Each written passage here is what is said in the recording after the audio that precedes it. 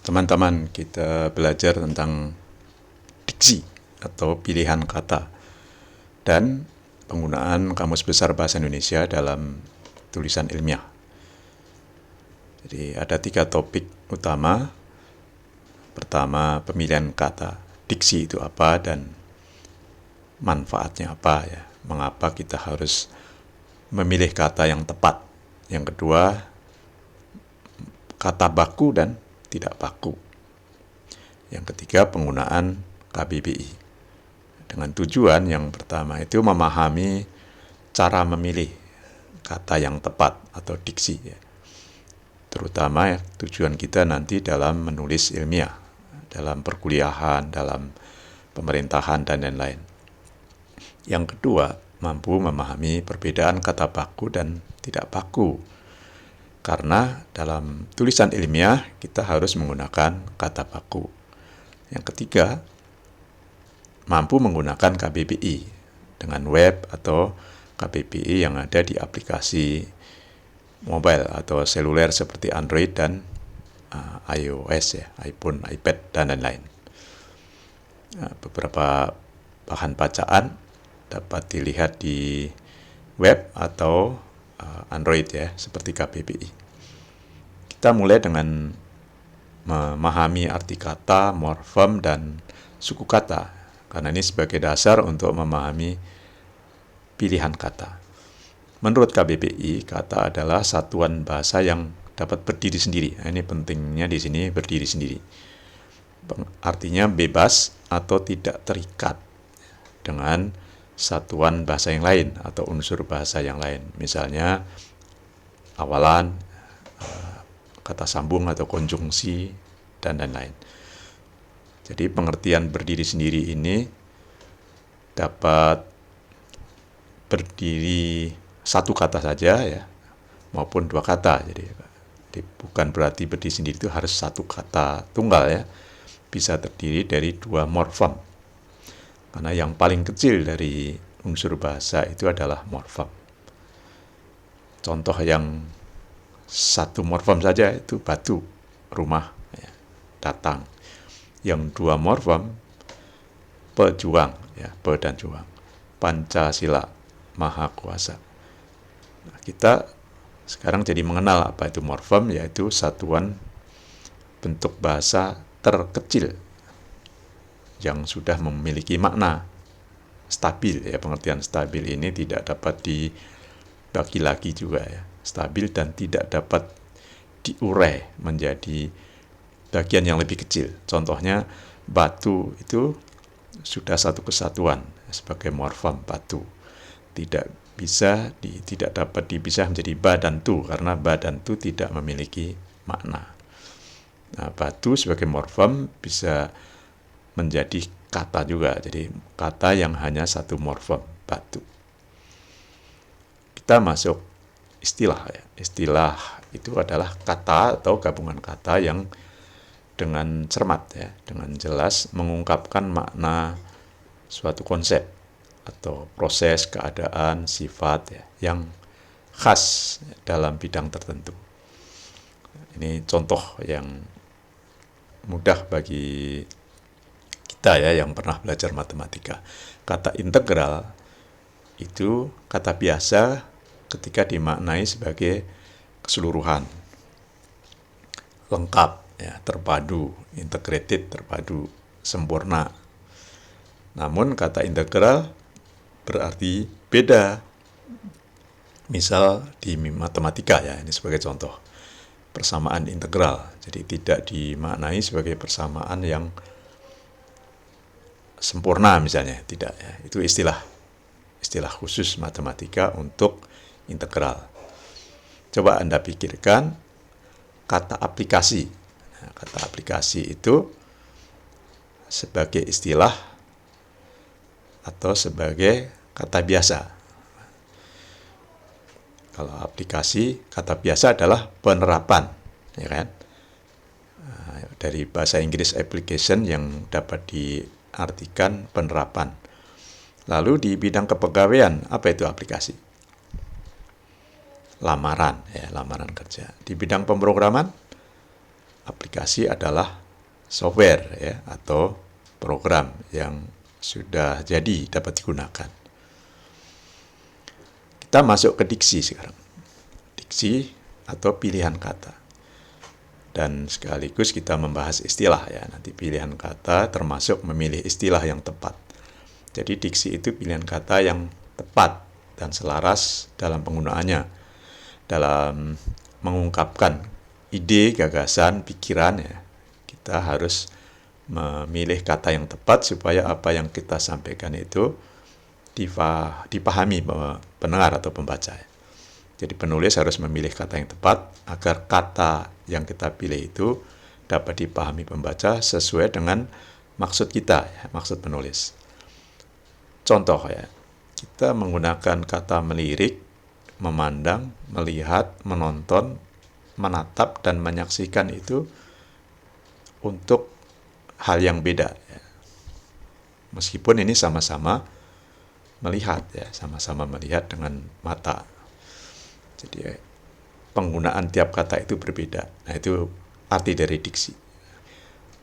Kita mau milih yang mana ketika menulis sebuah kalimat yang maksudnya melihat. Harus kita hubungkan dengan maksud kalimat itu. Tujuannya apa? Ya, ini akan membantu penulis mengungkapkan dengan tepat apa yang ingin disampaikan.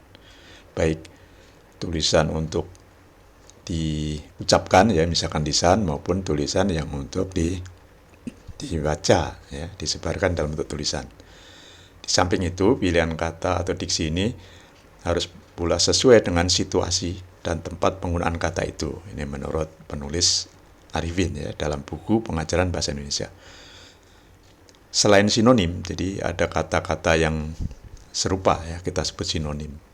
Kita harus pilih yang mana, seperti tadi, melihat, memandang ya. Pilihan kata perlu memperhatikan polisem. Polisem itu satu kata yang memiliki banyak makna. Nah, kita harus pilih yang tepat. Antonim. Jadi kalau kata berlawanan, kalau sampai salah memilih itu artinya berlawanan. Denotasi itu kata yang lugas atau objektif. Nah, ini sebaiknya yang dipilih. Hindarkan memilih konotasi. Ini kalau tulisan ilmiah, karena ilmiah harus lugas kan. Jadi pilihlah kata-kata yang maknanya tunggal, objektif ya, jelas. Bukan konotasi atau makna yang ditambahkan. Juga bukan kiasan misalkan ya, makna yang beda, kecuali kita tidak menulis tentang sesuatu yang ilmiah, harus pasti. Misalnya sastra ya, cerpen, apalagi puisi, nah itu akan banyak kata kiasan di sana. Kita lihat contohnya, contoh sinonim misalnya. Jam dan pukul itu tidak sama. Ya. Namun ini sudah mulai diperjelas ya, penggunaan jam itu untuk menyatakan jumlah. Misalkan saya bekerja 60 jam sepekan misalnya ya. Kalau pukul itu menyatakan tanda waktu. Misalnya saya bekerja mulai pukul 8 WIB, itu pukul. Jadi lebih tepatnya pukul, bukan jam. Kalau menyatakan waktu yang tepat dalam WIB misalnya ya, waktu, pernyataan waktu, bukan jumlah waktu. Kalau jumlah waktu, jam. Contoh homonim sekarang ya. Kata akar contohnya ya. Dalam bidang umum ya, seperti akar, orang awam memahami akar pohon misalnya. Tapi dalam bidang komputer, akar itu bisa berarti direktori paling atas ya. Dalam bahasa Inggrisnya root, directory. Akar juga dapat berarti masalah ya, yang dalam penggunaan lain. Jadi itu namanya satu kata yang memiliki banyak makna.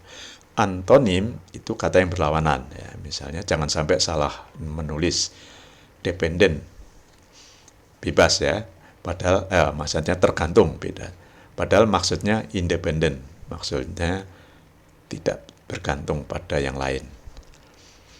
Denotasi, nah ini harus dipilih dalam menulis ilmiah atau menulis dalam bidang pendidikan dan penelitian ya. harus lugas dan objektif. Hindarkan menggunakan kata konotasi, kata makna yang ditambahkan. Karena ini kurang mudah ya dapat dipahami beda. Meskipun dalam berita sering digunakan ya, ada pernyataan politis, contohnya harga naik, ditulis penyesuaian harga. Jadi dalam ilmiah disarankan menggunakan naik langsung, tidak perlu dikonotasikan ya. Konkret, nah ini juga penting dalam penulisan ilmiah.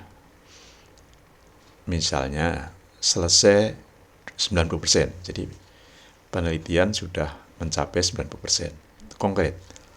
Jangan penelitian sudah diselesaikan dengan baik. Pengertian baik ini kan abstrak ya, tidak konkret. Idiom, nah, gunakan kata seperti ini dengan hati-hati ya, karena makna yang kiasan ya, mirip ya, idiom kiasan ya, makna yang tidak sama dengan arti aslinya. Kambing binatang, hitam itu warna hitam, tapi kambing hitam itu berarti menyalahkan orang lain, contohnya ya. Makan garam berarti banyak pengalaman. Kiasan mirip ya, cantik bak bidadari ya. Padahal bidadari itu bukan orang ya. Ganteng bak rembulan, padahal rembulan itu buruk setelah isinya batu aja dan tanah misalnya. Contoh diksi dalam tulisan ilmiah. Nah, ini yang lebih penting bagi kita di dunia pendidikan ya. Contoh, pengguna internet di Indonesia sangat banyak.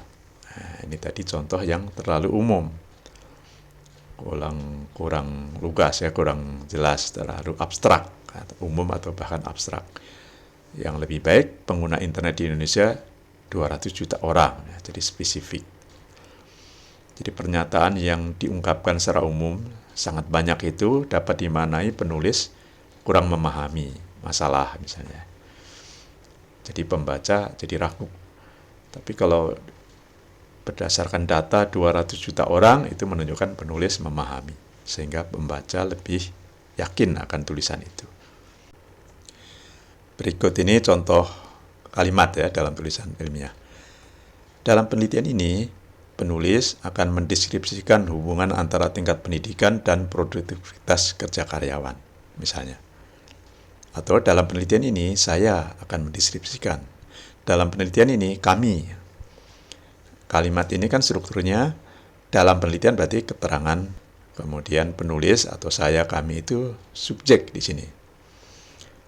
Akan mendeskripsikan, ya, mendeskripsikan itu predikat. Dan yang dideskripsikan adalah hubungan antara tingkat pendidikan dan produktivitas kerja karyawan itu objek.